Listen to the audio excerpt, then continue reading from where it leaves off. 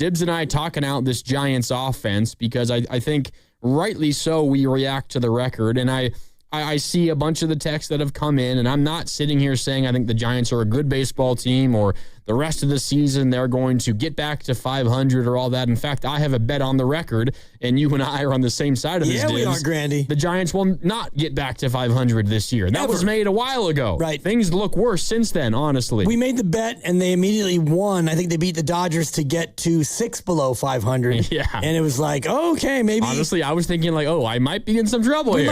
We might be on the wrong side of it. And then as it's gone on, even as we look at the games that were played since that Monday where you filled in for me, and they had the walk-off Eldridge, and they won by 15, and they put up double digits in the previous game, and they had a Logan Webb shutout. They've gone 5-5 since I left on my trip and then subsequently came back, and they had the series this week where you were about to be swept by the Nats. You were down 9-1, and it took a miraculous, historic rally to avoid the sweep. So neither you or I is saying, that Eldridge slam, he's here, he's him, watch them roll. I think the conversation is more about next year. If you get an actual pitching staff and you have all these guys back, and Arise may be back, maybe not, but can this team hit enough to be a team that can actually compete next year with a real pitching staff? Like, I thought it was impossible to have a Giants team that was one of the better offenses in baseball. In this ballpark, it just felt impossible. And look,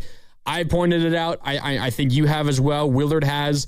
It doesn't really make a lot of sense for me that Buster Posey set out to maybe build a roster that was built around the offense as opposed to around pitching and defense. That was always kind of confusing to me. Pitching and defense has always been the strategy and the formula for this franchise to be good and to be competitive, to win playoff series, and that's not the way that they've gone. I was very confused why they didn't invest in the bullpen specifically and more in the pitching staff.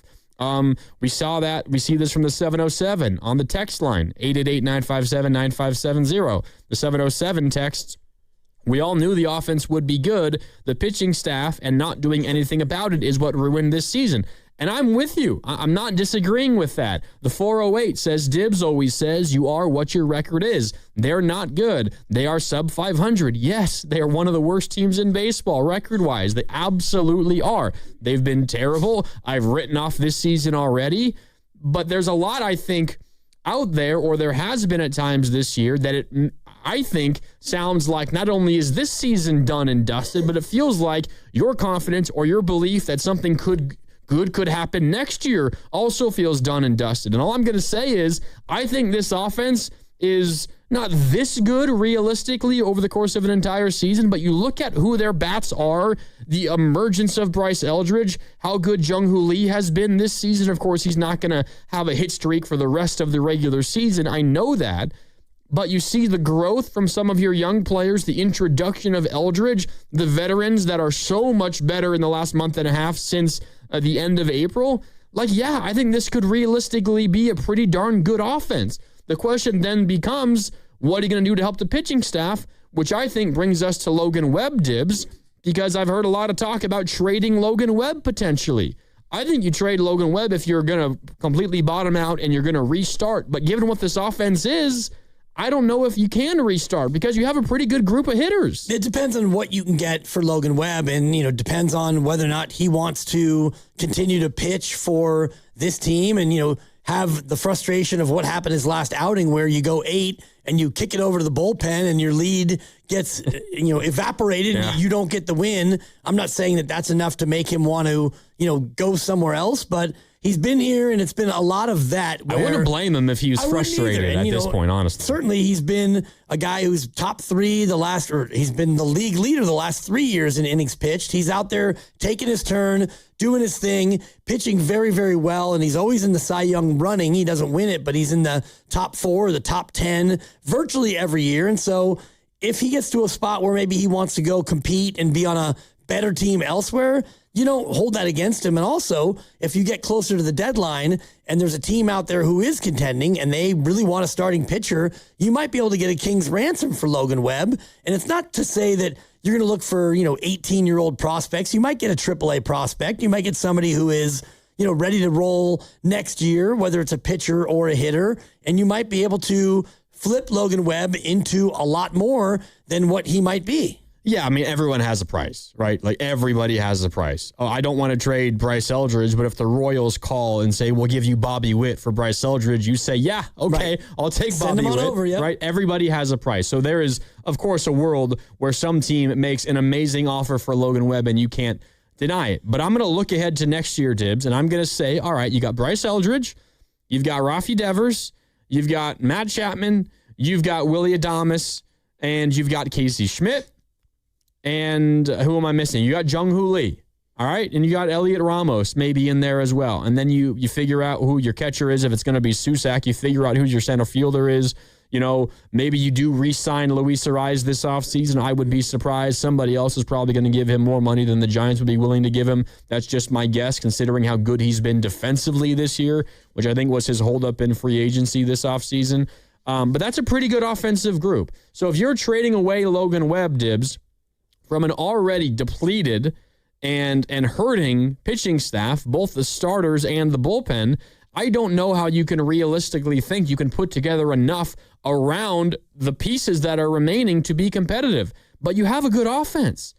So I think if you believe, and this is where I want to hear from Giants fans, 888-957-9570, if you believe that this offense is good, that what they're doing isn't a mirage. They're not going to be this good, of course, for the whole season. But if you think they are a good offense, and I do, I think they are a good offense, then there's no way you can trade Logan Webb. Because the first thing you need to do when you trade away Logan Webb is to get a new frontline starter so you feel like you can compete next year to help support that good offense that they have. And that's not going anywhere because of all those contracts and how young Bryce Eldridge is. And that's fair. And also, you're going to need to add, if you come back with Logan Webb and you've got, you've got Roop and you've got McDonald. Those are three guys you could look at and say, okay, you're probably going to be in our rotation. You're solid. And I don't know about the various Carsons or anything else in the minor league. Blade Tidwell has not really pressed to come up and get his turn as a starter. So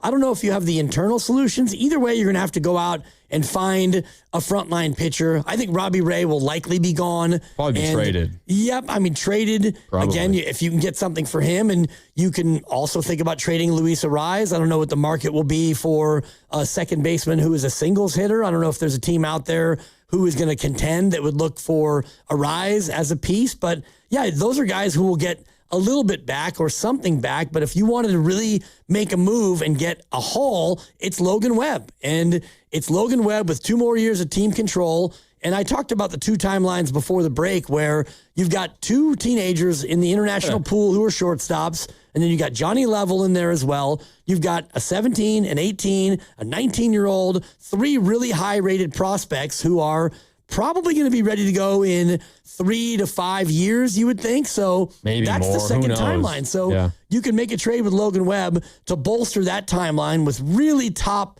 prospects. And maybe you can even get a AAA pitcher who you like, who might be ready to go for next year.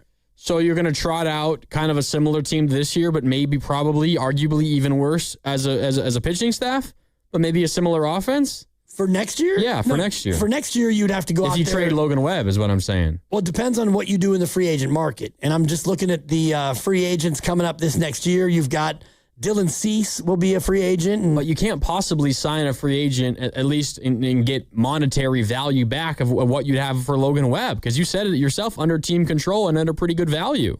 Right. Team-friendly value. Certainly, but you can, what they've done in the Farhan days is bring in Carlos Rodon, and you brought in Kevin Gausman. You brought in high-quality starting pitchers on short-term deals. Even Blake Snell is the guy you brought in on a short term. And threw a no-hitter that one time. Remember that? He did. It's the last no-hitter the Giants have thrown. And so, I mean, he was a good pitcher. He got hurt, and maybe he wasn't a great personality fit for the organization. But it's something you can do while you wait for these other prospects to get ready.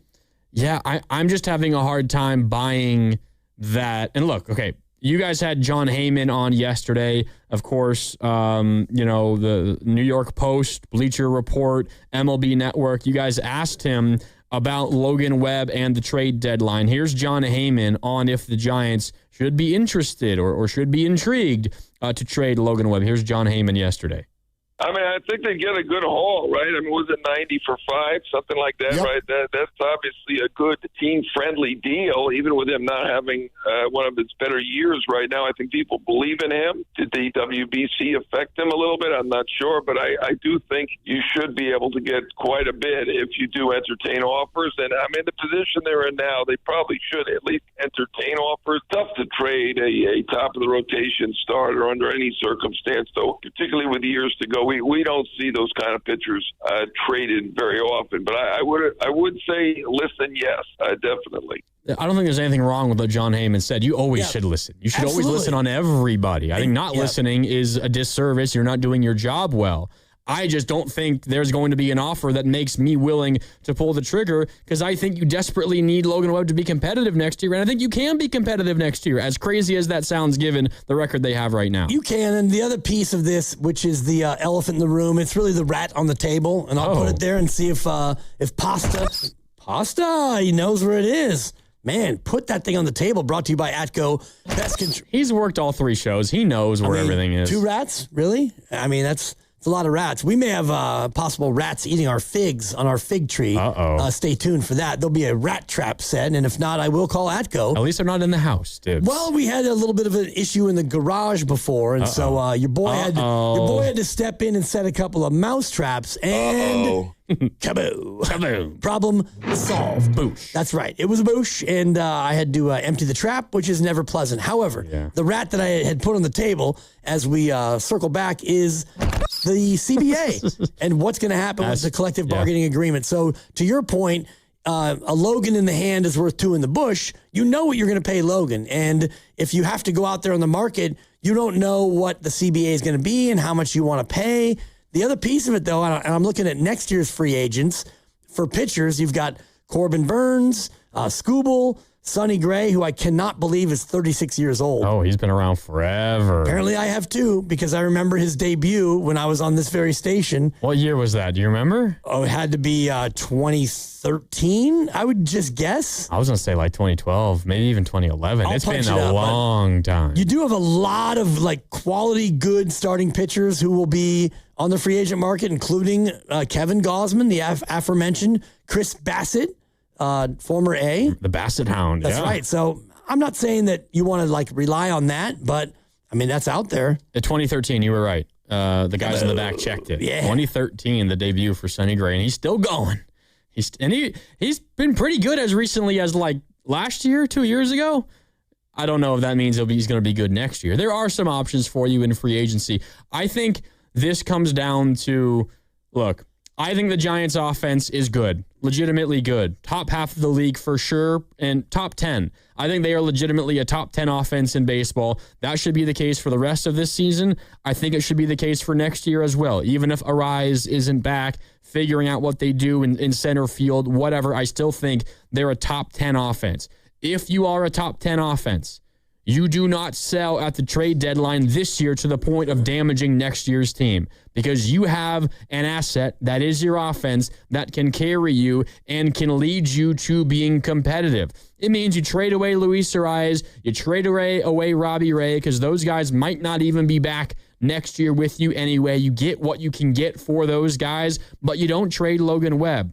You keep Logan Webb, team control for 2 more years at a really, really fair, team-friendly number. You go out in free agency. You try to get somebody, another one that's a free agent likely, Freddie Peralta, Michael King, guys like that. You sign them. They become your number 2, right? Roop's your number 3. Maybe you get a good performance at the end of the season from Carson Whisenhunt, and you believe he can be a back end of the rotation guy as early as next season. You add to the bullpen, and suddenly you have a top 10 offense, a rotation, lined up by Logan Webb and a couple of other guys that you add potentially. You continue to get development from Roop and some of your others in the system, and you add to the bullpen. You get Randy Rodriguez back healthy after his off year this year, and suddenly you look and feel like a different team. But you have to have Logan Webb to be a part of it.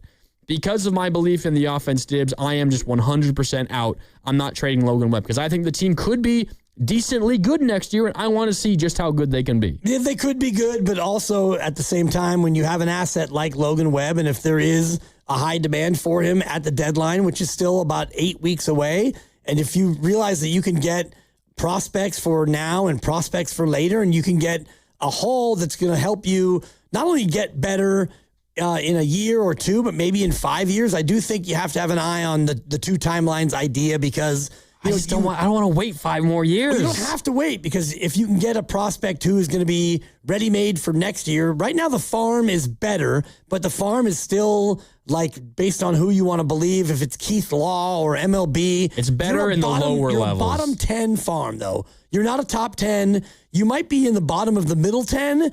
You're most likely the 21st or 22nd best farm. So they're going to keep creeping up. They're going to be addressed. They're going to be a top half, maybe even a top 10 farm in not too long, because their best talent is down in the really low levels. And when they continue to develop and a lot of other players from other farms graduate and get to the big league level, the Giants farm is going to be pretty good in a couple of years, and even maybe a year from now. Well, you're assuming that these, like, teenagers continue to play and get better, and just because you have a good farm doesn't mean they're going to be good players. Right, Marco Luciano's on the phone, but those guys are all. The point is, they're all still quite a ways away from helping the big league club. Right, but Marco Luciano was a guy who signed at 16 or 17, and all we heard about is, Luciano, boy, can he hit. And I was turns right out there. He can't field at all. I was right there with you in terms of the excitement. Didn't know anything about the kid, but believed everybody else. Right. And everybody was wrong, myself included. But I don't know. You trade Logan Webb away, even if you are to get, a double-A prospect that's highly sought after. I just don't think the reward for 3-4 years from now is going to be worth it, because I view it as you're essentially punting on what next season is supposed to be, and I have belief in next season. Maybe I'm alone in that. Maybe I'm crazy, and I could be. I'm open to the possibility of me being crazy. I just think they can be good next year, and Logan Webb has to be on the team. You have a good offense. Like, somehow, some way, against all odds, you built a top third of the league offense. We've been dreaming of this. We've been begging for this for such a long time, and you finally get it. And now you're going to say, 2021. Right. They were. We all knew that was a fluke, though, right? It was a fluke in that you had multiple guys with career years. But is this offense a fluke? Do you think? Well, it's only a fluke if Casey Schmidt regresses to his mean, and if Bryce Eldridge is not a superstar Hall of Fame caliber player, if he regresses to being a normal player, and I believe he will to an extent, because other teams are getting the book on him. Right now, he's getting a free run because teams are facing him for the first time. And so, yeah, they don't really yet know where his red zones are, where his weaknesses are. I'm not saying that he's going to crash to earth, but I don't think he'll be a 900 OPS guy his whole career. If he is, well, go ahead and get him ready for Cooperstown right now. And, Jung-Hoo Lee, he was really bad early, and he's been unbelievably scorching since. So he will normalize, but I also think that your big three, they're going to start to perform how they actually should. So I believe in this offense going forward. I do, but that doesn't make me think about Logan Webb like, oh, we have to keep Logan Webb, because if you can get an absolute bounty for Logan Webb, 4 good prospects, I think you have to think about it. Man, I just don't know. So what does trading Logan Webb symbolize to you? Does it symbolize like restarting, kind of? Like, I just don't know how you can do that when you still have Chapman, Adames, and Devers under contract for as many years as they. Like, maybe for better or worse, I think they're forced to keep Logan Webb because you can't restart. I think trading Logan Webb makes sense if you don't have Adames, Devers, Chapman on the roster, because you don't have a lot of heavy contracts going out in the future, and that allows you to kind of restart. And you have a lot of spots opened up for your youngsters that are going to graduate soon. But you have those guys on your roster. I just don't think trading Logan Webb makes a lot of sense. You could get blown away by the grandfather of all deals. I get it. But, like, I don't see that as a realistic option. And it makes no sense from a team-building perspective for me because of the other contracts you have. I look at the team and the organization as a whole, and I've said this to Willard before, and I've said it to you, like, what's your identity? Who are you? Because you're a hitting team now. Well, you've gone deep in the international pool for teenagers, so you clearly have an eye toward the future. You've got 3 guys who are high-priced vets who will be here for between 4 and 7 more years. And now you've got this prospect who you brought up, and you didn't really play him all the time right away, but now you have to play him. And you've got a catcher who's phenomenal on defense, and you trade him, and now the catchers you have are at times missers, not catchers, and you don't really have a great defense, and you don't have a good bullpen. Your rotation's a little bit patchwork, so who are you? Like in the Sabian years, and it's easy to say because they won titles, but you had the core four, bullpen. Yep. You had a strong rotation. Amazing rotation. Kane and Lincecum and Bum and Sanchi and Vogelsong and, even Zito in the 1 year. Like, you had an identity. I look at this team and I think, what's your identity? Are you a hitting team? Well, you are right now. Your defense is still really kind of shoddy outside of Chapman over at third, and your pitching is a disaster. So until they have a clear-cut identity, like we're going all in on young guys and we're going to, do what we can in the short term with our vets, and we're going to try like heck to be competitive. But boy, 2030, watch out. We're going to be a threat. Or you go ahead and keep all your vets and you try to reload for next year. I just don't think with the Adames Devers Chapman part of it, I don't think there's really a decision to be made. I don't know if you can move him.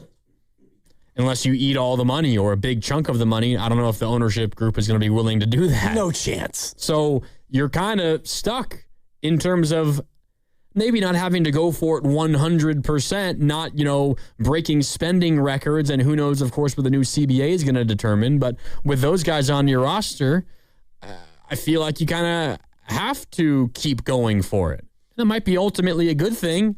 Encourage the ownership group to be like, no, we're not taking a step back. We're not rebuilding. We're not resetting here. We're going to go for it.